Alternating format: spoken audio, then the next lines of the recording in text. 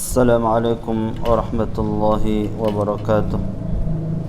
إن الحمد لله نحمده ونستعينه ونستغفره ونعوذ بالله من شرور أنفسنا وسيئات أعمالنا.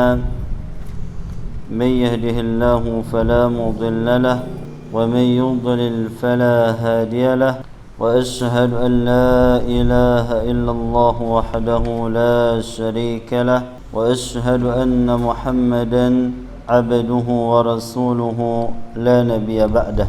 قال الله عز وجل: يا أيها الذين آمنوا اتقوا الله حق تقاته ولا تموتن إلا وأنتم مسلمون. يا أيها الناس اتقوا ربكم الذي خلقكم من نفس واحدة وخلق منها زوجها وبث منهما رجالا كثيرا ونساء، واتقوا الله الذي تساءلون به والأرحام إن الله كان عليكم رقيبا. يا أيها الذين آمنوا اتقوا الله وقولوا قولا سديدا يصلح لكم أعمالكم ويغفر لكم ذنوبكم، ومن يطع الله ورسوله فقد فاز فوزا عظيما. أما بعد، فإن أحسن الكلام كلام الله، وخير الهدي هدي محمد صلى الله عليه وسلم، وشر الأمور محدثاتها، فإن كل محدثة بدعة وكل بدعة ضلالة وكل ضلالة في النار. معاشر الإخوة والأخوات rahimani wa rahimakumullah jami'an. Alhamdulillah, kita bersyukur kepada Allah Subhanahu wa taala atas nikmat yang begitu banyak yang Allah Subhanahu wa taala berikan kepada kita, terutama nikmat sehat, waktu luang, sehingga alhamdulillah kita bisa duduk di majlis al-ilm. Kedua kalinya salawat dan salam selalu tercurahkan kepada baginda Nabi kita Muhammad sallallahu alaihi wasallam, keluarga beliau, para sahabat dan orang-orang mengikuti beliau di atas kebaikan. Insyaallah taala pada malam kali ini kita akan melanjutkan syarah Al-Qawaid Al-Arba', syarah kitab 4 kaidah dalam memahami tauhid. Al-Qaidatul Ula, kaidah yang pertama yang sempat kita bahas, an ta'lama anna al-kuffar alladhina qatalahum Rasulullah sallallahu alaihi wasallam muqirruna bi anna Allah ta'ala huwa al-khaliqul mudabbir wa anna dhalika lam yudkhilhum fil Islam. Kaidah yang pertama, Anda harus mengetahui bahwasanya orang-orang kafir yang Rasulullah sallallahu alaihi wasallam perangi, mereka mengakui bahwasanya Allah Subhanahu wa taala Dia adalah pencipta yang mengatur alam semesta ini, dan bahwasanya demikian itu tidak memasukkan mereka di dalam agama Islam. Wad dalilu qauluhu ta'ala, dalilnya firman Allah Subhanahu wa ta'ala, qul man yarzuqukum minas samai wal ardh amman yamliku as-sam'a wal absar ومن يخرج الحي من الميت ويخرج الميت من الحي ومن يدبر الأمر فسيقولون الله فقل أفلا تتقون. Surat Yunus ayat 31. Katakan wahai Muhammad, siapakah yang memberikan rezeki kepada kalian dari langit dan bumi, dan siapakah yang kuasa menciptakan pendengaran, penglihatan. Siapakah yang mengeluarkan yang hidup dari yang mati dan mengeluarkan yang mati dari yang hidup? Dan siapakah yang mengatur seluruh perkara ini? Maka mereka mengatakan Allah. Ini orang-orang kafir Quraisy yang diperangi oleh Rasulullah SAW, semuanya mengatakan Allah. Faqul afala tattaqun, maka katakan wahai Muhammad, afala tattaqun, kenapa kalian tidak bertakwa? Kenapa kalian tidak mengesahkan Allah Subhanahu wa taala di dalam ibadah? Ini yang harus kita pahami, bahwasanya orang-orang kafir Quraisy mereka meyakini tauhid ar-rububiyah. Mereka yakin yang menciptakan mereka, yang memberi rezeki kepada mereka, yang mengatur alam semesta ini, dia adalah Allah Subhanahu wa taala. Namun keyakinan mereka ini belum bisa memasukkan mereka ke dalam agama Islam, belum mengantarkan mereka ke dalam agama Islam. Tab Asy-Syarih, ini Syekh Abdul Razzaq hafizahullah taala mengatakan, bal la budda ma'a dhalika min al-ityani bilazim hadha al-iqrari ala wa huwa an yufrada bil ibadah وأن يخص وحده بالطاعة وأن لا يجعل معه شريك وأن يخلص الدين له عز وجل. Akan tetapi, kata beliau, mengharuskan dengan pengakuan ini mendatangkan kelazimannya, yakni kelaziman kita mengakui Allah pencipta, Allah pemberi rezeki, Allah yang mengatur alam semesta ini. Ala wa huwa, ketahuilah dia adalah ayyufrada bil ibadah, Allah diesakan dalam ibadah.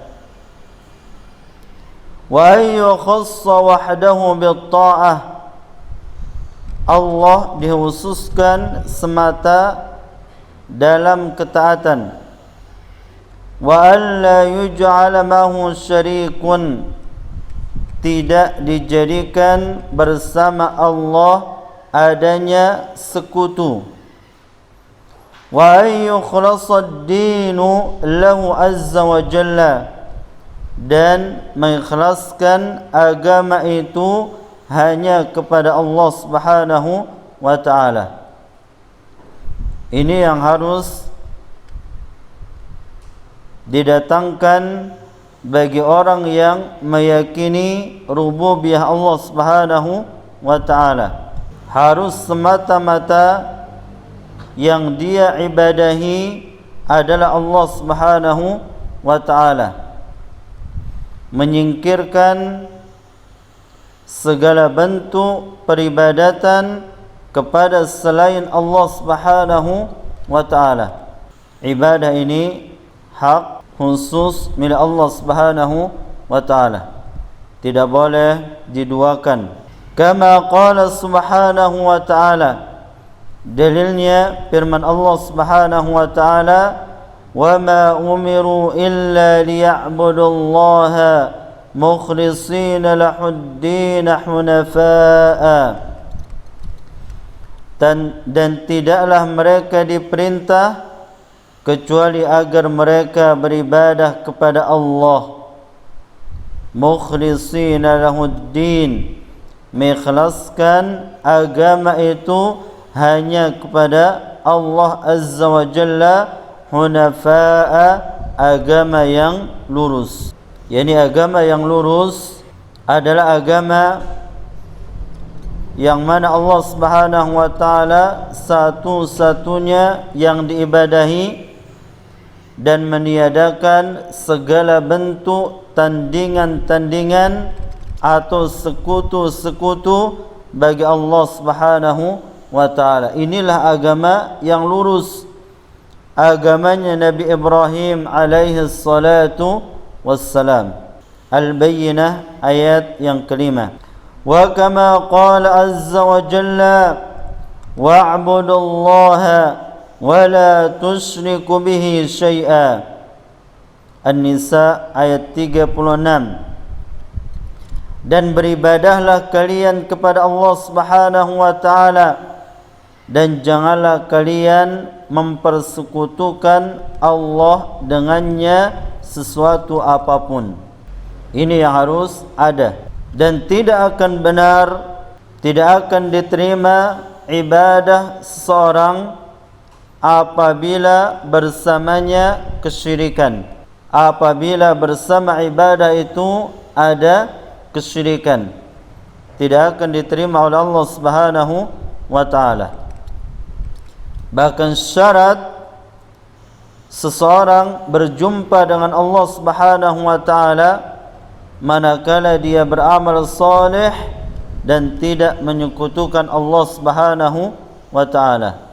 Ya, di dalam surat Al-Kahfi ayat yang terakhir, ayat berapa? 110. فَمَنْ كَانَ يَرْجُو لِقَاءَ رَبِّهِ فَلْيَعْمَلْ عَمَلًا صَالِحًا وَلَا يُشْرِكْ بِعِبَادَةِ رَبِّهِ أَحَدًا. Barang siapa yang mengharapkan bertemu dengan Allah Subhanahu wa taala, maka ada dua syarat yang harus dia penuhi. Yang pertama, فَلْيَعْمَلْ عَمَلًا صَالِحًا, maka hendaklah dia beramal saleh. Dan yang kedua, wala yusyrik biibadati rabbih ahada, dan tidak menyekutukan Allah dalam beribadah dengan sesuatu apapun. Dua syarat ini harus ada. Kalau kita ingin bertemu dengan Allah Subhanahu wa taala, maka hendaklah kita beramal saleh. Kemudian yang kedua, tidak menyekutukan Allah Subhanahu wa taala. Dua syarat yang mutlak, baru kita bisa bertemu dengan Allah Subhanahu wa taala. Wa kama qala azza wa jalla wa qada rabbuka alla ta'budu illa iyyahu. Surat Al-Isra ayat 23. Dan Tuhanmu telah memutuskan alla ta'budu illa iyyahu, bahwasanya kalian tidak boleh beribadah kecuali hanya kepada Allah Subhanahu wa taala. Kalimat qada, sebagian para ulama menafsirkan amara, artinya memerintahkan. yakni Tuhan kamu telah memerintahkan agar kamu tidak beribadah kecuali hanya kepada Allah Azza wa Jalla. Sebagian para mufassirin mengatakan qada maknanya adalah aujaba, mewajibkan. yakni maknanya adalah Tuhanmu telah mewajibkan bahwasanya kamu tidak boleh beribadah kecuali hanya kepada Allah Subhanahu wa taala. Yang menunjukkan bahwasanya ibadah ini khusus hak milik Allah Azza wa Jalla, khususan milik Allah Subhanahu wa taala, tidak boleh dipalingkan, diperuntukkan kepada selain Allah Azza wa Jalla. Wa kama qala Azza wa Jalla وَلَقَدْ بَعَثْنَا فِي كُلِّ أُمَّةٍ رَسُولًا أَنِ اعْبُدُوا اللَّهَ وَاجْتَنِبُوا الطَّاغُوتَ. Surat An-Nahl ayat 36. وَلَقَدْ بَعَثْنَا, dan sungguh benar-benar kami telah mengutus.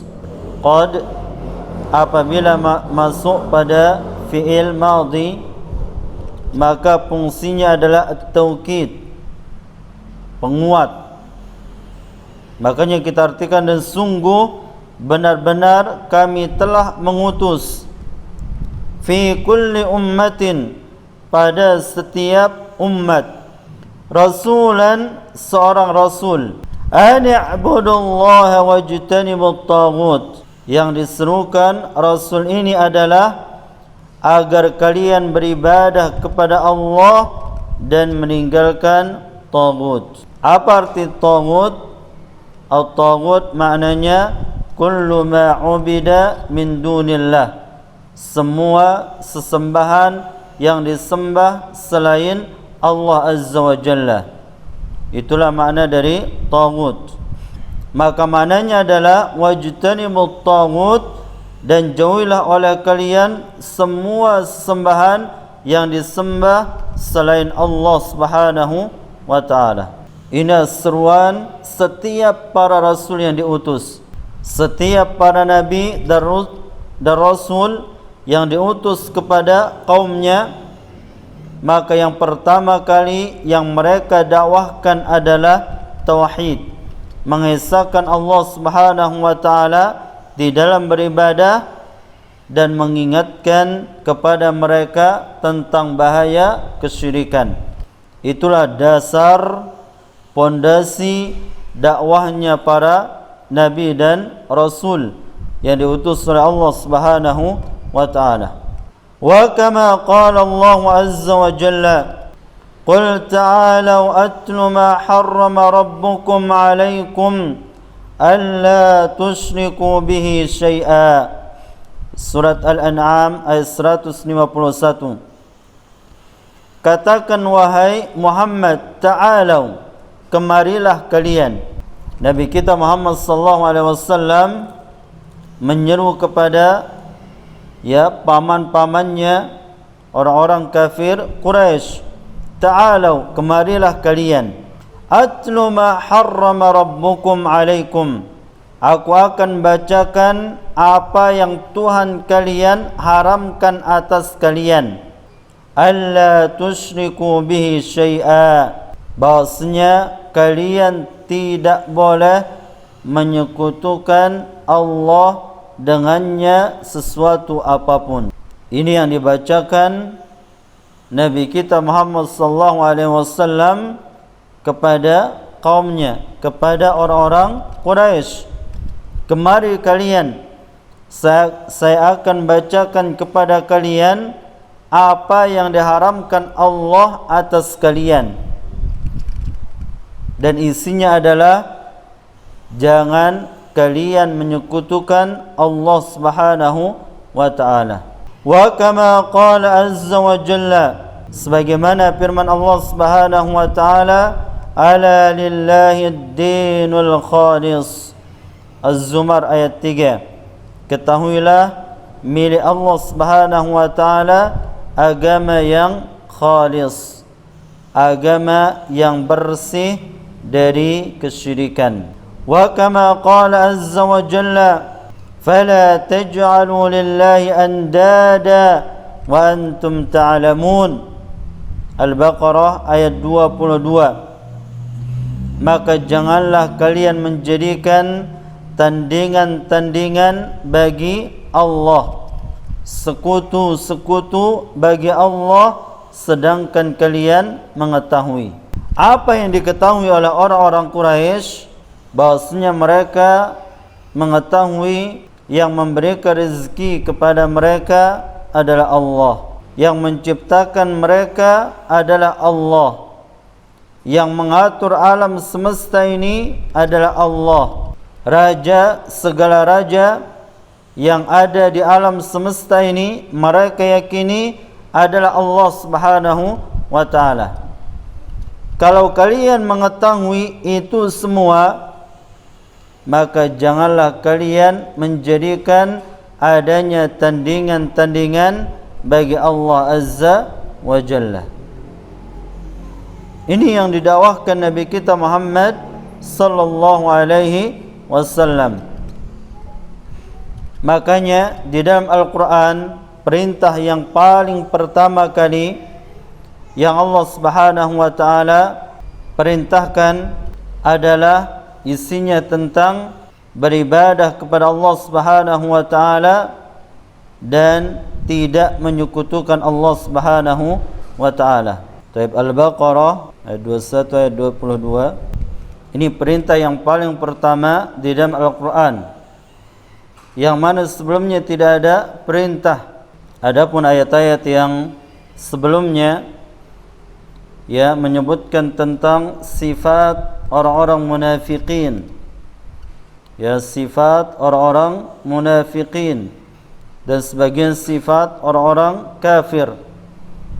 Kemudian pada perintah yang pertama pada ayat 21 di dalam surah Al-Baqarah, Allah Subhanahu wa taala berfirman, "Ya ayyuhan nasu u'budu rabbakumul ladzi khalaqakum walladzina min qablikum la'allakum tattaqun."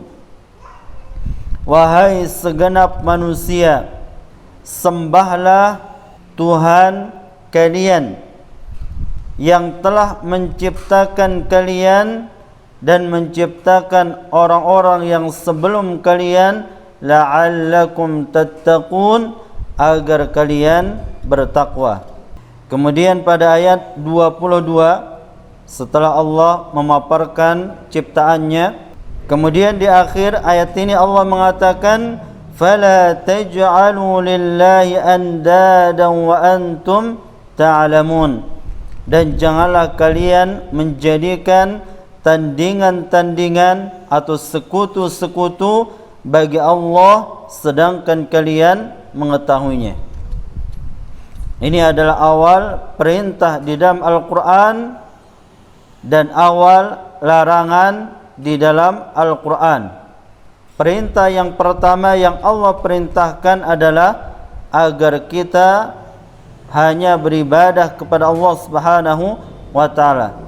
Dan larangan yang paling pertama kali yang dilarang adalah agar kita tidak menjadikan tandingan-tandingan bagi Allah Subhanahu wa taala. Maka oleh karena itu, di dalam berdakwah, maka hendaklah kita mendakwahkan apa yang didakwahkan oleh Allah dan Rasul-Nya. Apa yang pertama kali yang Allah perintahkan di dalam Al-Quran dan apa yang pertama kali yang Allah Subhanahu wa taala larang di dalam Al-Quran, itu yang kita dakwahkan pertama kali kepada umat. Karena ini adalah pokok dasar agama Islam, pokok dasar agama Islam. Makanya Al-Imam Ibn Qayyim rahimahullahu taala, beliau menyebutkan, la yaslamul insanu hatta yaslama min khamsati asya. Seseorang tidak akan selamat kecuali apabila dia selamat dari 5 perkara, yang salah satunya yang paling pertama adalah minasyirk ila tauhid, dari kesyirikan menuju tauhid, mentauhidkan Allah Subhanahu wa taala. Kemudian Syekh Abdul Razzaq hafizahullah taala mengatakan, fala yakunu al-mar'u muwahhidan lillahi bimujarrad iqrarihi bi anna ar-rabba wal khaliqa wal raziqa wal mun'ima huwa Allah.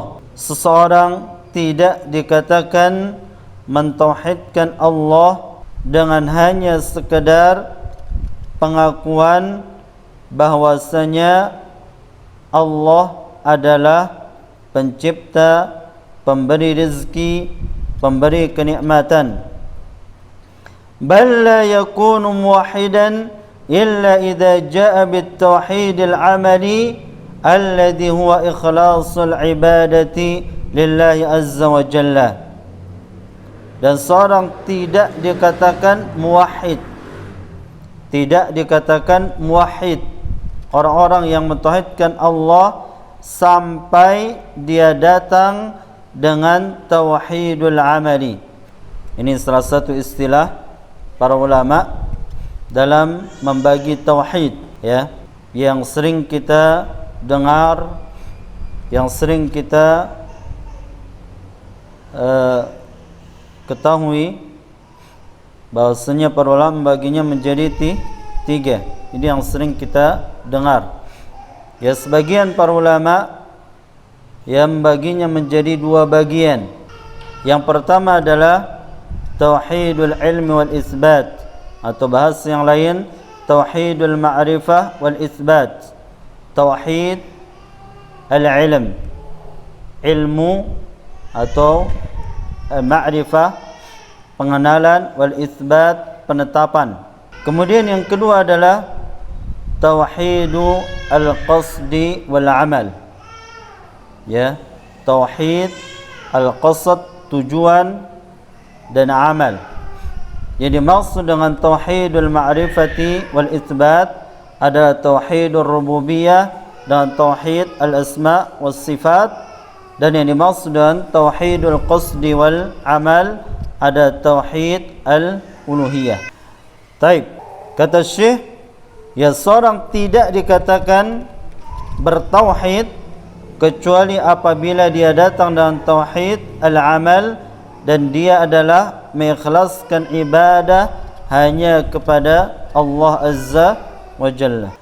Naam, kata syarih, penyarah kitab ini, ya, seorang tidak dikatakan orang yang bertauhid kecuali apabila dia mengikhlaskan ibadah itu hanya kepada Allah Azza wa Jalla, wa ifraduhu subhanahu biha duna siwahu, dan mengesahkan Allah Subhanahu wa taala dengannya, yakni dengan ibadah itu, duna siwahu, tidak kepada selainnya.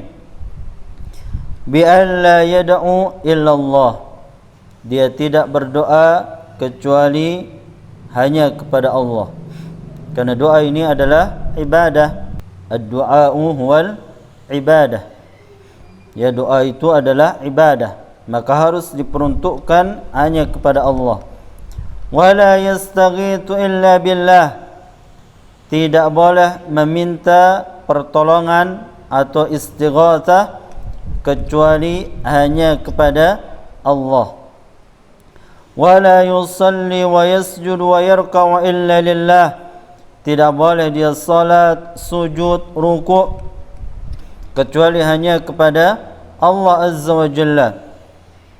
Wala yadbahu wa yanzuru illa lillah, tidak boleh dia menyembelih, bernazar kecuali hanya kepada Allah Azza wa Jalla. Makanya dalam hadis Rasulullah SAW mengatakan, man dhabaha li ghairillah faqad kafara aw asyraka, barang siapa yang menyembelih kepada selain Allah Subhanahu wa taala, maka dia telah syirik atau dia telah kufur. Ya, Rasulullah yang mengatakan, ya, entah itu dia menyembelih untuk jin, untuk pepohonan yang dikeramatkan, atau bebatuan-batuan yang dikeramatkan, kalau tujuannya menyembelih kepada selain Allah Azza wa Jalla, maka dia telah syirik atau telah kufur. Atau menyembelih untuk berhala, ya, semuanya tidak boleh. Wala yatawakkalu wa yarju wa yakhafu illa min Allah, tidak boleh dia berserah diri, berharap, takut kecuali hanya kepada Allah Azza wa Jalla. Wala yasrifu syai'an minal ibadati illa lahu azza wa jalla, tidak boleh dia memalingkan sedikit pun dari ibadah kecuali hanya diperuntukkan kepada Allah Azza wa Jalla. Kama qala subhanahu wa ta'ala, sebagaimana firman Allah Subhanahu wa ta'ala, qul inna salati wa nusuki wa mahyaya wa mamati lillahi rabbil alamin la syarika lahu wa bidzalika umirtu wa ana awwalul muslimin. Surat Al-An'am 162 sampai 163. Katakan wahai Muhammad, sesungguhnya salatku, wa nusuki sembelihanku, wa mahyaya hidupku, wa mamati matiku lillahi rabbil alamin, hanya diperuntukkan kepada Rabb semesta alam. La syarika lahu, tidak ada sekutu baginya. Wa bidzalika umirtu, dengannya aku diperintahkan. Wa ana awwalul muslimin, dan aku adalah golongan orang-orang muslim yang pertama. Wa bihadza at-tauhid wal ikhlas lillahi azza wa jalla, ya, inilah, yakni tauhid ini dan keikhlasan ini hanya milik Allah Subhanahu wa taala. Yani semua bentuk ibadah yang entah itu berkaitan dengan keyakinan, ucapan, perbuatan, maka semuanya harus diperuntukkan hanya kepada Allah Azza wa Jalla. Menuntut ilmu, ya, ini ada ibadah yang sangat agung, maka hendaknya kita menuntut ilmu lillah, kan Allah Subhanahu wa taala, ya, mencari pahala dari Allah Subhanahu wa taala, menambah ilmu, ya, salat, imam, adzan, ya, semuanya adalah ibadah yang harus kita berikan peruntukan hanya kepada Allah Azza wa Jalla. Ya, pergi kita ke masjid, pulang kita dari masjid, semuanya itu adalah ibadah yang harus kita peruntukkan hanya kepada Allah Azza wa Jalla. Ya, jangan sampai ketika kita berjalan menuju masjid, hati kita bangga, ya, mengatakan, oh, tidak ada selain aku yang paling pertama kali datang ke masjid, tidak ada selain aku yang paling taat, ya, di komplek ini. Maka keinginan-keinginan seperti ini harus kita buang. Tujuan kita hanya satu, yaitu mengharapkan pahala dari Allah Subhanahu wa taala, menambah amal. Baik. Kemudian dalil yang berikutnya, wa qala Allah azza wa jalla, wa laqad uhiya ilayka wa ila alladhina min qablika la in asyrakta la yahbatanna 'amaluk wa la takunanna minal khasirin balillaha fa'bud wa kum minasy syakirin. Dan sungguh telah diwahyukan kepadamu, wa ilal ladzina min qablik, dan telah diwahyukan kepada orang-orang sebelummu, la in asyrakta, jika kamu wahai Muhammad berbuat kesyirikan, la yahbatanna amaluk, maka amalanmu hangus, hancur, wala takunanna minal khasirin, dan engkau termasuk dari golongan orang-orang yang merugi. Allah ingatkan, ya, bahaya kesyirikan ini kepada Nabi kita Muhammad sallallahu alaihi wasallam, manusia yang paling berilmu, yang paling tahu tentang kesyirikan, yang paling takut kepada Allah Subhanahu wa taala, yang telah diampuni dosa-dosanya yang berlalu dan akan datang, manusia yang telah dijamin oleh Allah Subhanahu wa taala masuk surga. Namun tetap Allah ingatkan kepada Nabi kita Muhammad sallallahu alaihi wasallam dari bahaya kesyirikan.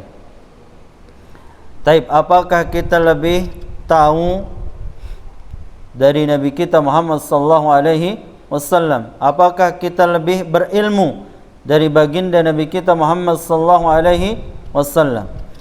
Biar satu pun di antara kita tidak akan ada yang mengatakan aku lebih berilmu dari Rasulullah sallallahu alaihi wasallam. Maka ayat ini sebenarnya yang paling pantas yang menjadikannya sebagai peringatan kita, ya, karena kita jauh dari ilmunya Rasulullah sallallahu alaihi wasallam. Ya, Rasulullah mengatakan, jika engkau wahai Muhammad yang melakukan kesyirikan, terjatuh kepada kesyirikan, maka seluruh amalmu hancur. Ya, amaluka, dia ada ismul mufrad mudhaf yang disandarkan kepada isim yang lain, ya, maka maknanya adalah umum. Seluruh amalan wahai Muhammad akan hancur. Bukan satu dua amal, tapi seluruh amal. Kemudian termasuk golongan orang-orang yang merugi. Kalau Allah mengingatkan bahaya kesyirikan kepada Nabi kita Muhammad sallallahu alaihi wasallam, maka yang lebih pantas menjadikannya sebagai peringatan adalah kita. Balillah fa'bud, akan tetapi Allah lah yang kamu sembah, wa kum minasyakirin, dan jadilah dari golongan orang-orang yang bersyukur. Khitab ini kepada baginda Nabi kita Muhammad sallallahu alaihi wasallam. Wa ma qadarullaha haqqa qadrih, sekali-kali tidaklah mereka mengagungkan Allah dengan sebenar-benar pengagungan. Wal ardu jami'an qabdatuhu yaumal qiyamah, padahal bumi seluruhnya dalam genggaman Allah Subhanahu wa taala nanti pada hari kiamat. Was samawati matwiyatun biyaminih, dan langit-langit digulung dengan tangan kanannya. Subhanahu wa ta'ala amma yusyrikun, maha suci Allah Subhanahu wa ta'ala amma yusyrikun, dari apa yang mereka persekutukan. Az-Zumar ayat 65 sampai 67 menunjukkan begitu bahayanya kesyirikan, ya, begitu bahayanya kesyirikan. Makanya muallif dalam muqaddimah beliau mengatakan, ya, apabila kesyirikan ini mencampuri ibadah, maka ibadah ini rusak, ya, seperti hadas yang membatalkan wudu, yang menjadikan pelakunya kekal di dalam api neraka.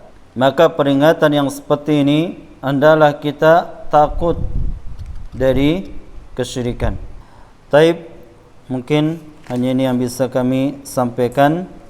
InsyaAllah ta'ala kita akan lanjutkan pada pertemuan yang akan datang. Subhanakallahumma rabbana wa bihamdika, asyhadu an la ilaha illa anta, wa astaghfiruka wa atubu ilaik. Wassalamualaikum warahmatullahi wabarakatuh.